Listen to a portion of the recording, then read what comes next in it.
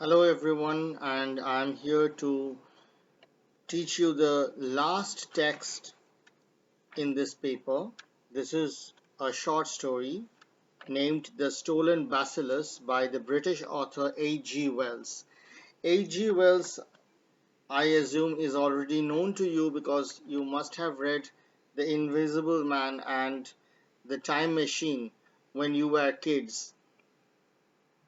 So A.G. Wells is also famous for writing The War of the Worlds, and A.G. Wells also came up with a comprehensive history of the world, outline of history, and a shorter version of the same book, a short history of the world.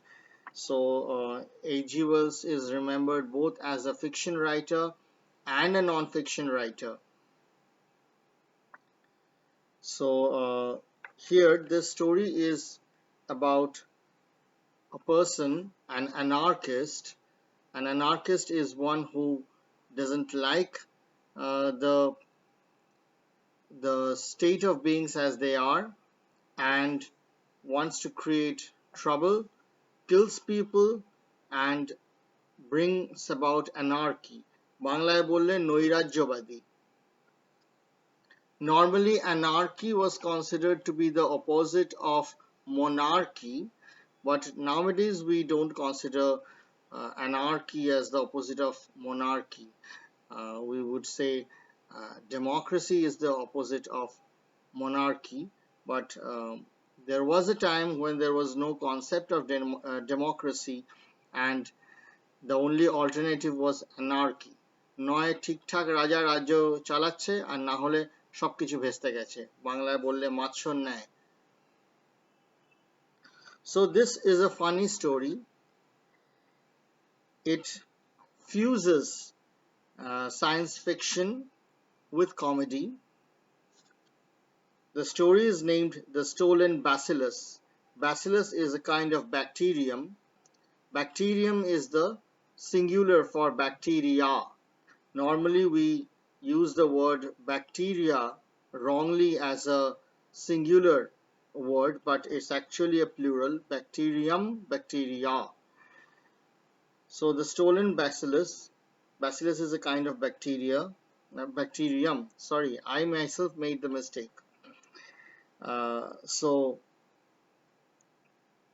in the beginning scene, there is a bacteriologist, and these days we would call this person a microbiologist.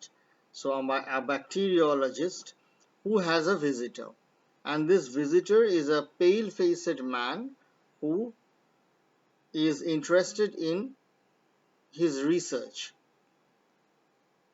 So I start with the text. This again, said the bacteriologist, slipping a glass slide under the microscope, is a preparation of the celebrated bacillus of cholera, the cholera germ. So he is working at his table, he is putting the microbe beneath the microscope and talking to the visitor and saying that he is preparing the cholera germ, the bacillus of cholera. As you know, cholera is or at least it used to be a dreaded disease, and it would spread like an epidemic until at least the early 20th century, even in India for that matter. And in Bengali it's called Ola Otha, and there is a specific goddess for I mean who is prayed if someone is down with cholera. She is called Ola Bibi or Olai Chundi. So cholera was something that was dreaded, very much like COVID these days. So this man who is a visitor, he is compared, I'm sorry, not compared, he is described as a pale-faced man, and he is described as having a limp white hand. limp because his hand is shaking, so he is probably an elderly man. Also, because of his excitement, his hand may shake, and his hand is white, which means he is not keeping well. I skip the next paragraph, which begins with touch the screw. Come to this sentence. Ah, now I see, said the visitor. Not so very much to see after all. Little streaks and shreds of pink. And yet, those little particles, those mere atomies, might multiply and devastate a city. Wonderful. So, this person is excited at the thought of death, at the thought of epidemic, and he is totally fascinated by the fact that these little organisms can devastate an entire city. Look at the use of the word atomies. There's a clever play on the word atom. So atomy is a play on atomic energy, atomic weapon. So these creatures are not like atom bombs, but they are uh, equally powerful weapons which can be unleashed for um, mass slaughter. He stood up and, releasing the glass slip from the microscope, held it in his hand towards the window. Scarcely visible, he said, his scrutinizing the preparation. He hesitated. Are these alive? Are they dangerous now? Are these alive is a euphemism for are they capable of destruction? So he is asking if the bacteria inside the jar are alive and capable of spreading the disease right then. Those have been stained and killed, said the bacteriologist. I wish for my own part we could kill and stain every one of them in the universe. Stained and killed means they have been neutralized and killed. So those that the visitor is seeing inside the tube, that is inside the jar, are harmless because they have been neutralized. It appears that the visitor is in search for the live ones which can spread the disease, and later it is revealed that he himself is an anarchist and he wants to kill people and um, make himself famous, or rather infamous, by um, wreaking this havoc on mankind. Then he shows him another jar and points out that that is the jar which contains the live bacteria. This is in the paragraph starting with on the contrary, and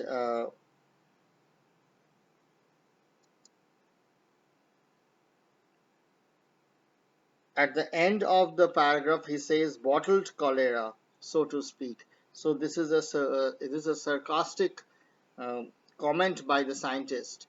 He is somewhat sorry for the fact that he has to create or manufacture these deadly organisms, but because this is his job, he cannot say no. A slight gleam of satisfaction appeared momentarily in the face of the pale man. So this is suggestive of his sinister intention of stealing and spreading the germ. It's a deadly thing to have in your possession, he said, devouring the little tube with his eyes. So devouring something with his eye proves his greed for that object. It is also an irony because later he actually devours the potion inside, and it turns out to be something which does not kill. It is the wrong jar that he steals, and it is the wrong jar from which he drinks, and it is found that it's only a harmless liquid which turns um, creatures complexion blue, but they don't kill that liquid doesn't kill them. So I skip the rest of the paragraph, come to the paragraph beginning. He held the tube in his hand thoughtfully, and there starts a long passage until the end of this paragraph where he is musing. He is talking to himself. This is what we call a soliloquy. So this entire paragraph, though the scientist is standing in front of him, the visitor is speaking to himself. And this paragraph proves his excitement at the scale of disaster that epidemics can cause. So he has a very unhealthy and alarming fascination with the idea of mass slaughter. Yes, here is the pestilence imprisoned. Pestilence means dreadful epidemic. It's imprisoned because it's inside a jar. Yes, here is the pestilence imprisoned. Only break such a little tube as this into a supply of drinking water, say to these minute particles of life that one must needs stain and examine with the highest powers of the microscope even to see, and that one can neither smell nor taste, say to them, go forth, increase and multiply, and replenish the cisterns, death full of and death, mysterious, untraceable death, death swift and terrible, death full of pain and indignity, would be released upon this city and go hither and thither, seeking his victims. So he seems to be exulting in the fact that the virus can spread death so imperceptibly and so quickly, and it is indeed somewhat bone chilling to find that he is so excited at this thought. Yes, such death is mysterious and untraceable because you cannot see the cause. It would take the scientists to identify the cause, uh, and by that time, more and more people would die. Death swift and terrible, yes, because um, death due to cholera is quite swift. It's a speedy death, death full of pain and indignity. Why indignity? Because death due to disease is not considered glorious. So if one dies in the battlefield, that is considered to be a glorious death. This is a death full of indignity. This is this is very much like um, dying at a corner, languishing for a few days, and who will remember one except one's relatives. This reminds me of a similar uh, reference to death in the Mahabharata, of course in a different context. So there, when Gandhari is cursing the Yadavas, she is cursing Krishna that 36 years from now your kins would also die like this. She is saying that they would die uh, an insulting death. She says, Kutsitena Bhupayena, by a kutsita, an inglorious means they would die, and they did die in a drunken brawl. So that is also an inglorious death. Had they died in the battlefield, that would have been glorious. Okay, I skip the rest of the paragraph. He is still musing. You will read all this, but there's nothing much to explain in the rest of the rant. Only the last sentence I am explaining. One start him at the water supply. Him, of course, refers to the bacterium. One start him at the water supply, and before we could ring him in, that is, before we could contain him again and catch him again, he would have decimated the metropolis. That means he would have completely destroyed the metropolis. He stopped abruptly. He had been told rhetoric was his weakness. So rhetoric was his weakness means he is habitually very talkative, and also in this context he suddenly realizes that he is revealing his ulterior plan. That's why he suddenly becomes cautious and stops. Then in the paragraph beginning a gentle rap, we find that the bacteriologist is called by his wife. He goes out for a minute, and it is understandable that in this short break the visitor steals the tube. When he returns, the uh, visitor says that he is sorry because uh, he has been he has kept him busy for so long, and that he has another appointment, and he leaves hastily. And as he leaves, the bacteriologist escorts him up to the door. Come to the paragraph, he passed out of the room. So come to the second sentence of this paragraph. He was musing on the ethnology of his visitor. Certainly the man was not a Teutonic type nor a common Latin one. A morbid product, anyhow, I am afraid, said the bacteriologist to himself. How he gloated on those cultivations of disease germs. So beneath his facade of a scientist, not facade, I should say his exterior self of a scientist, he is also deeply a human soul who is disturbed at the person's sick fascination with death and disease. And that's why he calls him morbid. Morbid means someone um, who is who is who fetishizes death. At the same time, being a scientist, he was also thinking of the anatomy of the visitor, and that's why he says that the man was certainly neither a Teutonic type nor a common Latin type. That means he was neither a Teutonic, that means a Germanic, that is a German, a British, an Anglo-Saxon, nor a Latin one, that means neither an Italic, that is neither a person from France, Italy, or these countries where um, an Italic language is spoken.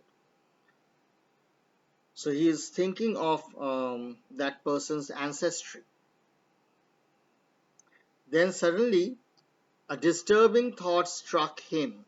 That means he is suddenly aware that the man might have come because of his because come with the intention of stealing the tube, and because he had already achieved it, he had quickly excused himself and run away. So the scientist immediately calls out to his wife and confirms if he had carried the tube outside when he went to meet her. And once he realizes that the tube has actually been stolen, he cries out, "Blue ruin!" That's after a few lines, the beginning of a paragraph. "Blue ruin!" cried the bacteriologist, and incontinently ran to the front door and down the steps of his house to the street.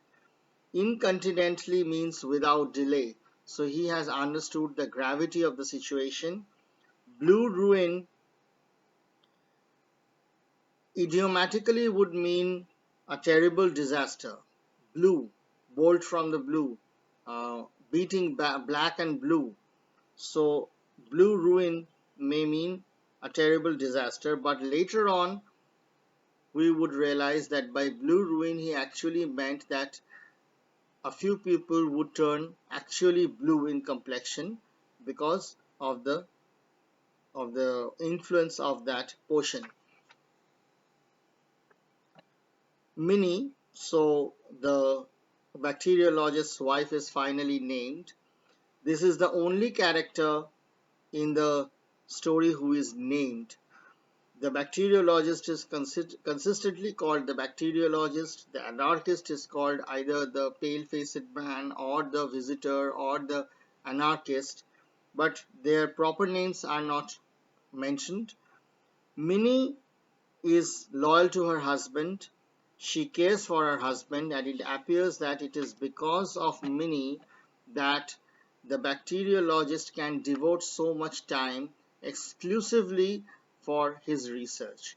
So, if there is a successful man, then behind him is a successful wife, because the wife always uh, ensures that the husband um, can afford as much of his time as possible to his academic and scholarly pursuit by taking upon herself the responsibilities of the house. So Minnie stares out of the window and he finds that the bacteriologist is running out of the house. This is the paragraph beginning with the name Minnie. Come to the sentence, one slipper came off, but he did not wait for it. So he is now running with one of his slippers on, and Minnie, being a loyal and caring wife, is immediately alarmed at this. He has gone mad, said Minnie. It's that horrid science of his, and opening the window would have called after him. Now, she would have she opened the window and she would have called him to return to the house and put on both his slippers.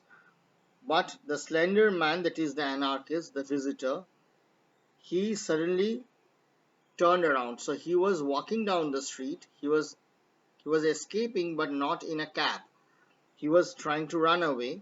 But once he turns around, because he is alerted by the sound of the opening of the window, or because of the way the bacteriologist slammed the door, and as soon as he sees the scientist running after him, he books a cab, of course, not in the modern sense. In this context, a cab means a horse drawn carriage. So he immediately books a carriage and asks the horseman, the chauffeur or the driver, to take him away as far from the man chasing him as possible. Minnie also decides to go looking for her husband, and she takes his she takes his hat and a few other belongings, and she also books a cab, that is a coach or a carriage, and asks the coachman to look for her husband. Come to the paragraph some few minutes later. So by this time we find that the scientist has understood that he cannot catch up to the anarchist if he keeps running, because the anarchist is sitting in a carriage and the carriage is driven by horses. So he too has apparently taken a carriage. So there are three carriages in a row. In the first one, the anarchist is seated. In the second one, the bacteriologist is seated. And the final one is the one in which Minnie is sitting and following her husband. This is a funny scene where roadside people, all of them most of them are themselves carriage drivers or chauffeurs.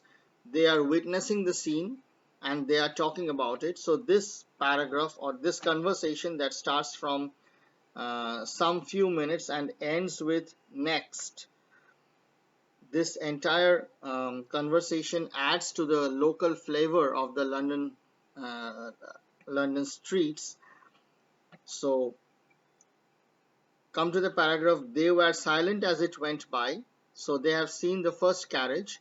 They were silent as it went by, and then as it receded, that's Harry Hicks. Harry Hicks is the local pronunciation or the colloquial pronunciation for Harry Hicks. That's just a name. That's Harry Hicks. Was he got? Said the stout gentleman known as Old Tootles. So these are not real names. These are nicknames given to uh, coach drivers by other coach drivers, just as you friends have mm, colloquial names, nicknames among yourselves. He is using his hip. He is using his whip. He is to rights, said the ostler boy. Ostler boy means a stable worker. Hello, said poor Tommy Biles. Here's another blooming lunatic. Blowed if there ain't. So, blooming lunatic. So, uh, this is the point when the second carriage is spotted, in which the bacteriologist is sitting, and he is called a blooming lunatic because he is always obsessed with his research. So, blooming lunatic, a budding madman. Normally, um, those who are too much into scholarly pursuit are often considered to be mad. বেশি পড়াশোনা করে পাগল হয়ে গেছে. It's old George and he is driving a lunatic, as you say. So old George is again a nickname for the man who is driving this second carriage. Ain't he a clawing out of the cab? Wonder if he is after Harry Hicks. So the man who is inside this carriage is the bacteriologist, and he is looking out of the apron of the carriage and trying to uh, see how far the anarchist has gone. The way he is moving his body out of the carriage makes them laugh, and they are saying if he is trying to claw out of the cab. Cab is a colloquial pronunciation of the word cab. So if he is trying to crawl out of the cab, and they somehow understand that he is actually chasing the person seated in the first cab. Come to the sentence, she is a goer. She is. Goer here means racer. If you open a 21st century English dictionary, then goer means a prostitute. No, here goer means a racer. She is a goer does not refer to Minnie. She refers to the cab itself. A ship, a cab, all these were um, were called she. So a ship was called she, not it. If you read that famous novel Moby Dick by Herman Melville, you will find that a ship is consistently referred to by the pronoun she. So here also the carriage is referred to as she. Then in the next sentence, strike me giddy, cried old Tootles. Here I am going to begin in a minute. Here's another coming. It is at this moment that old Tootles spots Minnie's cab. So normally this part may be confusing, but until this point, here I am going to begin in a minute. Nobody had seen Minnie coming. So the she referred to in the former sentence, in the preceding sentence, is a reference to the carriage in which the bacteriologist is riding. It's a field male this time. Field male is a derogatory word for a female.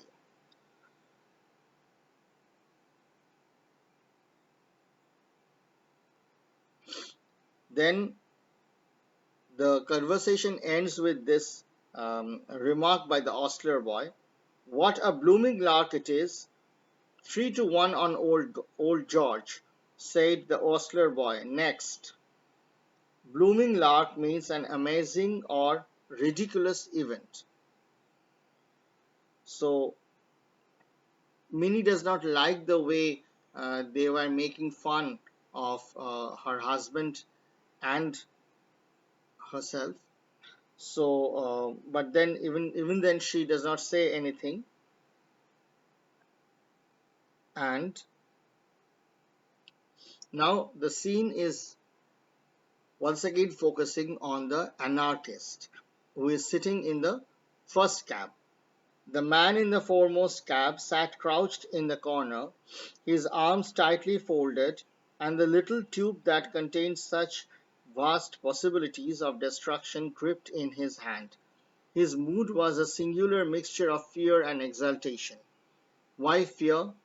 Because he had the fear of getting caught, and also because he had the fear of death, because shortly after this we would see that he was ready to die for the anarchist cause. But at the same time he is exulting, that means he is extremely happy at the thought of the idea of martyrdom. Chiefly he was afraid of being caught before he could accomplish his purpose, but behind this was a vaguer but larger fear of the awfulness of his crime. So deep down he too was somehow agonized by the fact that he was not doing the right thing. But his exultation far exceeded his fear. No anarchist before him had ever approached this conception of his. Ravachol, Vaillant, all those distinguished persons whose fame he had envied dwindled into insignificance beside him. So these two are real historical figures of the 19th century. They were real anarchists who carried out violent attacks. So he is overcome by a joy that what these two legendary anarchists could not achieve, he would achieve by spreading the disease and killing lots of people, and in the process he himself would die a death of a death of honor. Come to the sentence beginning: all those people who had sneered at him, neglected him, preferred other people to him, found his company undesirable, should consider him at last. Death, death, death. They had always treated him as a man of no importance. All the world had been in a conspiracy to keep him under. He would teach them yet what it is to isolate a man. So, what he is doing out of frustration. Often, frustration and social ostracization provoke a man to undertake dire activities, and this is one of them: mass slaughter. So, you will find historical examples where frustrated people end up killing other people and in the process also getting killed.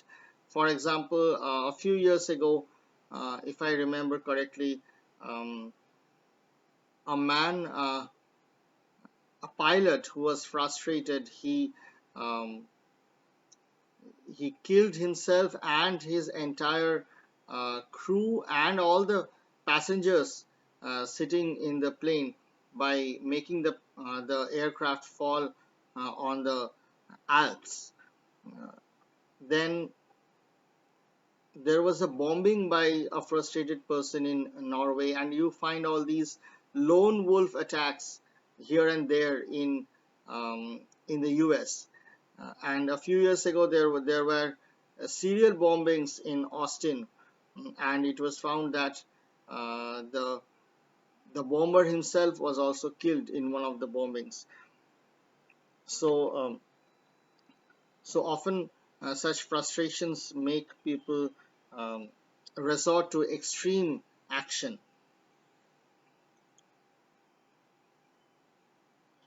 So finally he was thinking of getting out of the cab. So he craned out of the cab means he just um, he held out his head and shoulder out of the cab. The bacteriologist was scarcely 50 yards behind. So he now realized that he could not get out of the cab because the bacteriologist would catch up. And he immediately paid his driver more money and asked him to ride faster. Then somehow the the carriage jerks and the jar falls from his hand and is broken. And he finds a drop remaining in the jar. He consistently refers to the jar as a tube. So, as in the jar, and he takes that drop himself because the rest of the potion is on the floor of the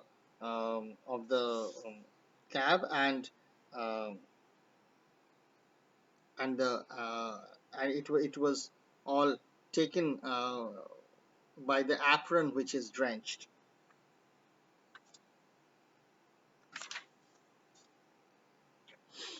Once he has drunk a drop of the liquid which he was thinking um, was the bacillus, he realized that he had no more need to fear the bacteriologist. So come to the paragraph beginning with, then it dawned upon him that there was no further need to escape the bacteriologist. So if the bacteria were gone, if the jar itself was broken, and if he had himself already taken the last drop of the poison, then there was no need to run away from the bacteriologist, because even if the bacteriologist catches him, he had already infected himself and the rest of the liquid was gone.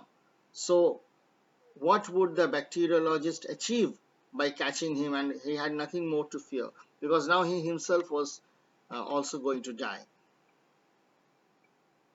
So he now asked his chauffeur to leave him. He gets down from the chauffeur. He stands in the pavement with his arms folded upon his breast. He waved his cabman out of existence, so to speak, and stood on the pavement with his arms folded upon his breast, awaiting the arrival of the bacteriologist. এরম ভাবে দাঁড়িয়ে আছে, মানে কি যে এবার আসুক, I have already turned his victory into a defeat. He is too late.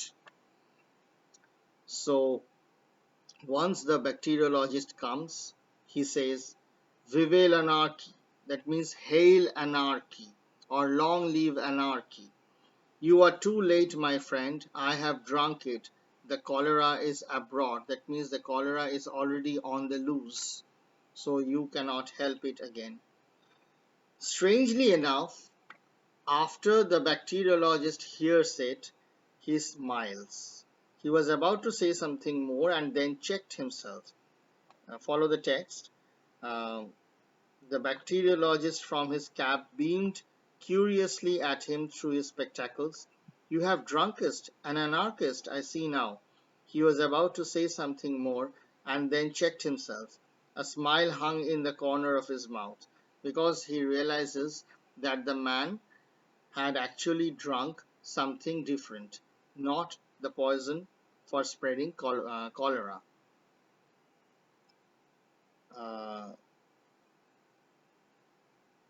And the anarchist now waves him a dramatic farewell. He opened the apron of his cab as if to descend, at which the anarchist waved him a dramatic farewell because he is full of pride and satisfaction now, because he thinks that he had achieved his purpose. So he gives him a victor's farewell and strode off towards Waterloo Bridge, carefully jostling his infected body against as many as possible. So he keeps pushing people, and he tries to gain um, physical contact with as many people as possible because he thinks that he himself is infected by cholera, and coming into contact with him would make other people infected. But this is ironical because soon it is revealed that it was only a harmful potion that would make creatures' complexions turn blue. Nothing else is going to happen. So Minnie arrives at the spot, and Minnie asks him to get into the carriage. The bacteriologist thanks her, that is, thanks his wife for bringing his belongings. And I am skipping all these paragraphs because there is not much to interpret here. Then he reveals the truth to his wife. You see, that man came to my house to see me, and he is an anarchist. No, don't faint, or I cannot possibly tell you the rest. And I wanted to astonish him, not knowing he was an anarchist, and took up a cultivation of that new species of bacterium I was telling you of, that infest, and I think cause, the blue patches upon various monkeys. And like a fool, I said it was Asiatic cholera. So he was lying all this while. The jar that he showed the visitor was not a jar full of cholera poison, and he knew it. He was knowingly deceiving the visitor because that was part of his advertisement, or I should say exhibition. So when you try to um, when you try to raise your own stature, you often um, you often try to show off by uh, presenting false facts. So this is also what the bacteriologist did.